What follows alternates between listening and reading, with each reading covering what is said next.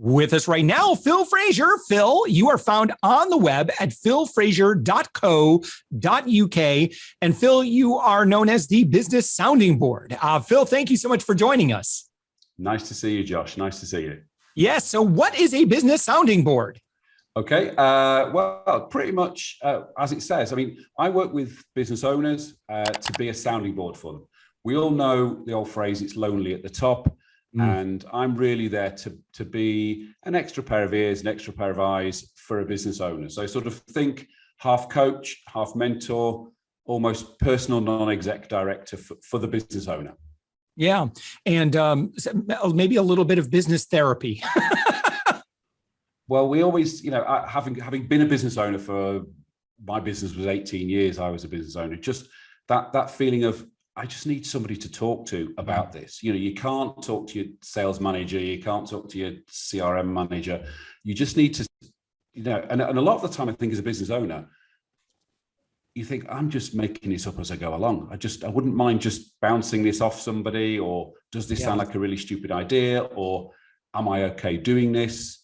As business owners, we sort of learn as we're doing it. So to have somebody like me just to be there at their side, I think that's the benefit I bring. Mm-hmm. Now, for 17 years, you were the founder of a company called Which Bingo.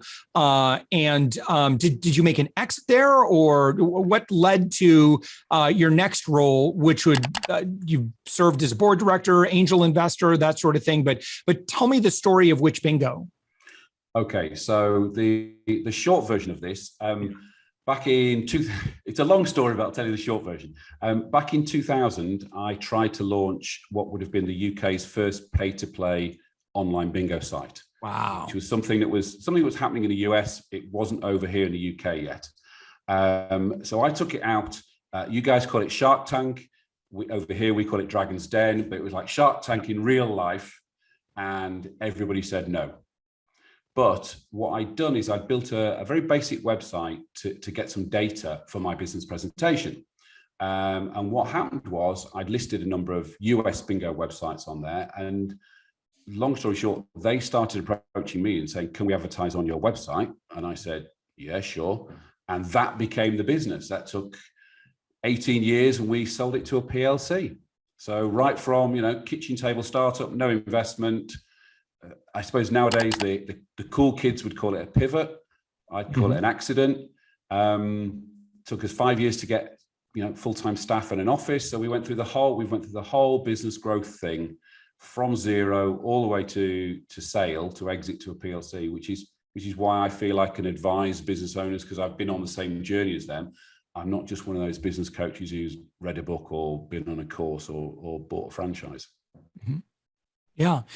So tell me then, explain a little bit more about eventually you build this to a point, and then there was an exit, and tell me that story.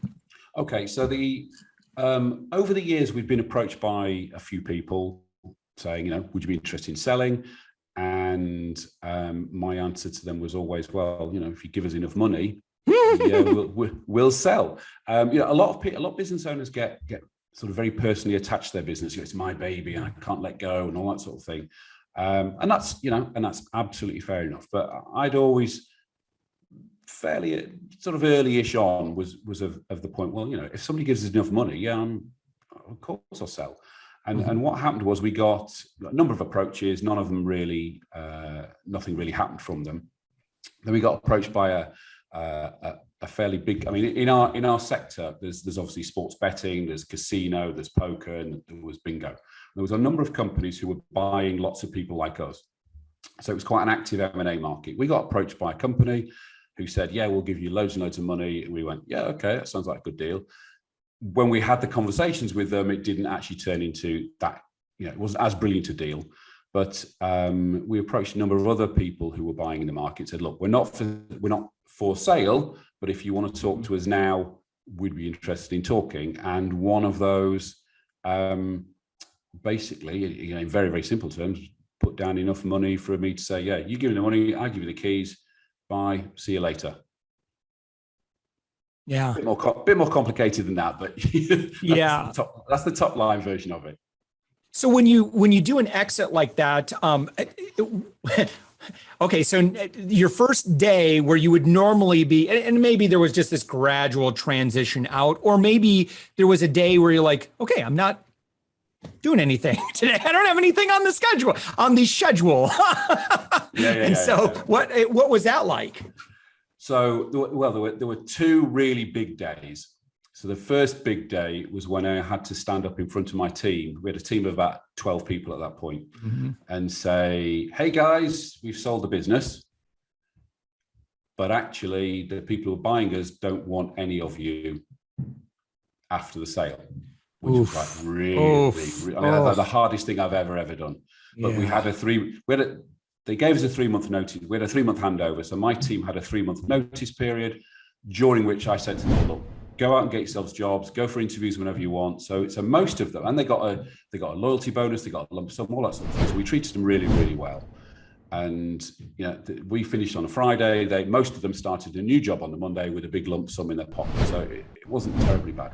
But the last day, so we had a 3-month handover. The last day was a Friday. So tidied everything up. We'd done our handover. The team went out for lunch and went to the pub. And then it was like people started drifting off, and it was like, bye.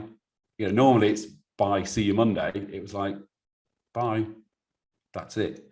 No. And then Monday was, what do I do now? And actually, this is one of the interesting things. In all the books, they talk about business exits and multiples and how much money you're going to get. None of the books talk about the Monday after the Friday you've sold. It's quite strange because as with any business, you put 150% into it. You're on it, Monday to Sunday. You're thinking about it all the time. And then on the Monday morning, you wake up and go, what shall I do? It is quite odd. And it's taken me, we sold just over 3 years ago. And it's taken me quite a while to really decide what to do next. Yeah. So at some point then, it looks like you were, again, involved in angel investing a little bit. And at some point, I get it, right?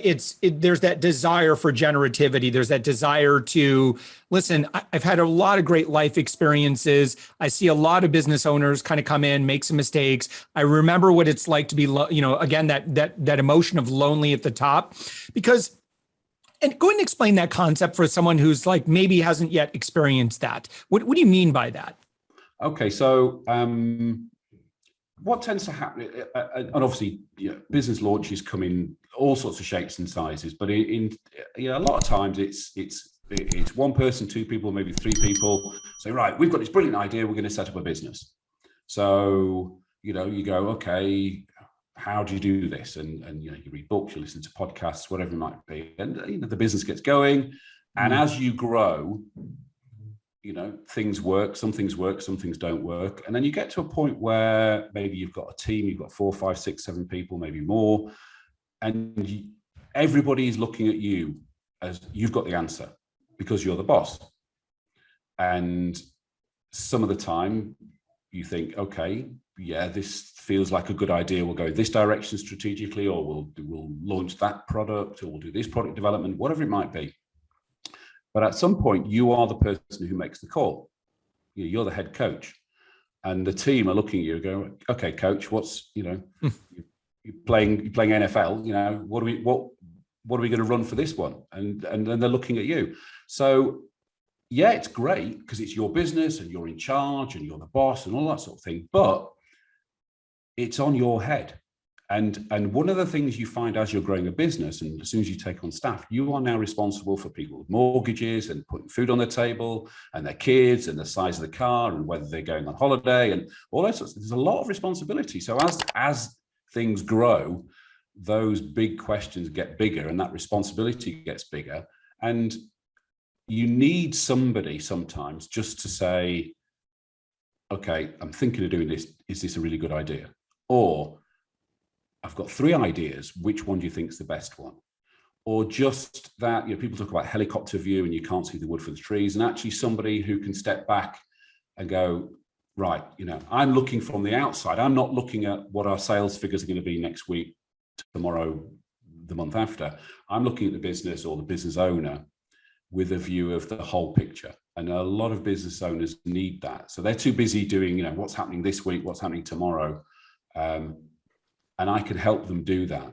So there's lots of bits of running a business that are great. And, it's getting your hands dirty and getting really stuck in. But sometimes you just need a helping hand, or sometimes just somebody just to say, will you just listen to me for half an hour? Mm-hmm. And just sometimes people just download on me. And then an hour later they go, that was really great, Phil. And I go, well, I actually haven't said anything for an hour.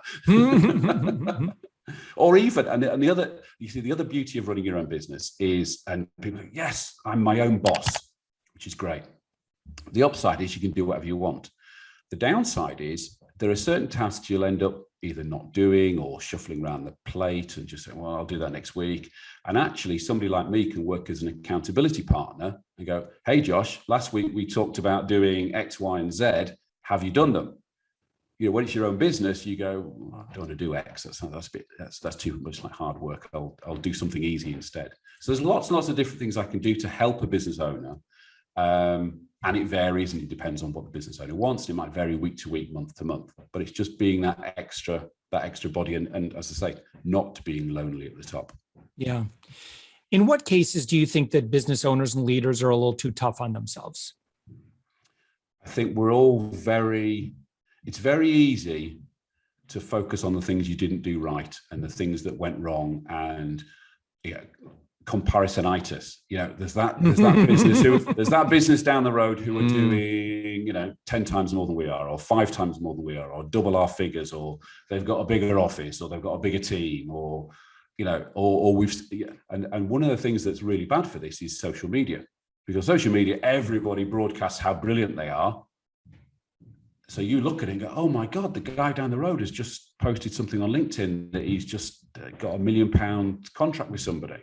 And you go, oh, that's terrible.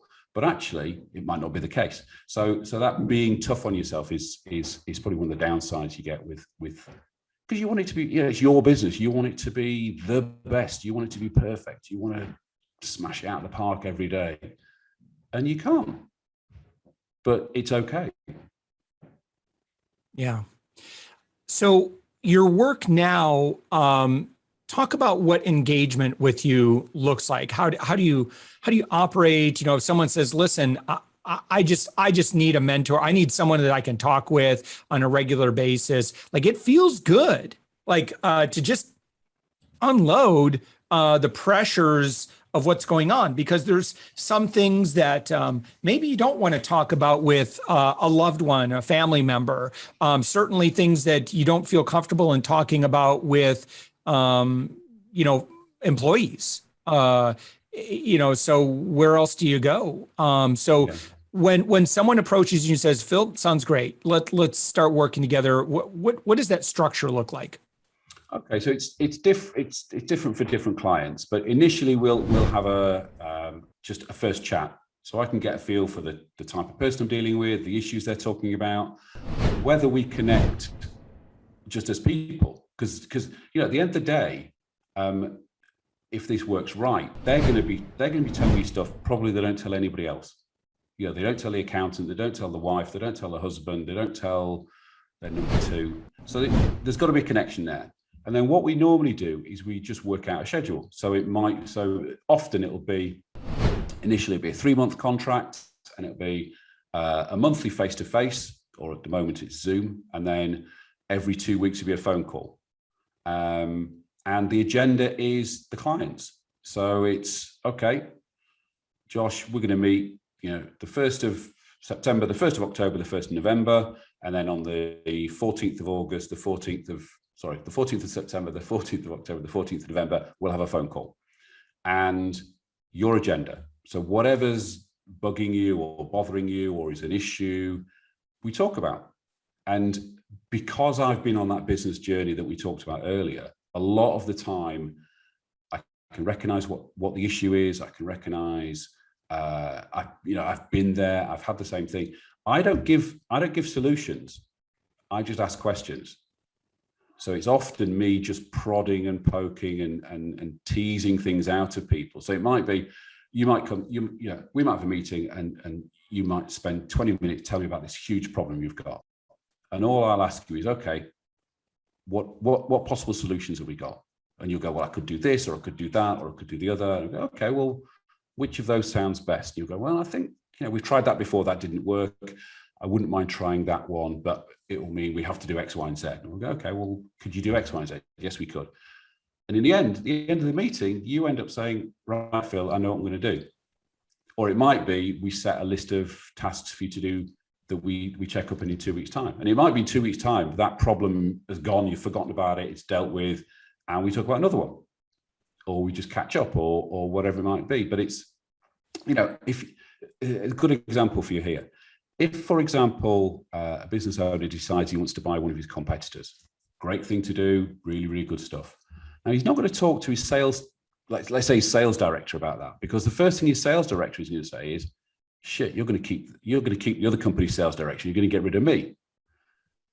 And you're not going to get, and in a lot of cases, you're not going to get the independence, the lack of politics. I don't mind what your end decision is, but you can't have that discussion with one of your team members, because their first thought is, how does it affect me, not how does it affect the business? So normally it'll be, maybe we'll start with a 3-month contract, and then it might go longer. It might go, the meetings might be more regular, they might be less regular. It's very much how the client wants to play it. But I'm most of the time I'm there to listen and talk about whatever they want to talk about. Yeah. Your website, Phil, is philfraser.co.uk. So that's Phil, PHILFRASER.co.uk. And then when someone goes there, Phil, what should they click on? Well, what should they? That's a very good question. One of the things they should click on actually is there's a link to all the other podcasts and stuff that I've been on, because it's very much a personal service. I think listening to what I sound like, what I talk about on other podcasts gives them a flavor of me and whether they think they could work with me, or just click on the email box at the bottom, send me an email, and we can have a chat. Yeah, fantastic. All right, Phil Fraser. Phil, thank you so much for joining us. Nice to see you, Josh.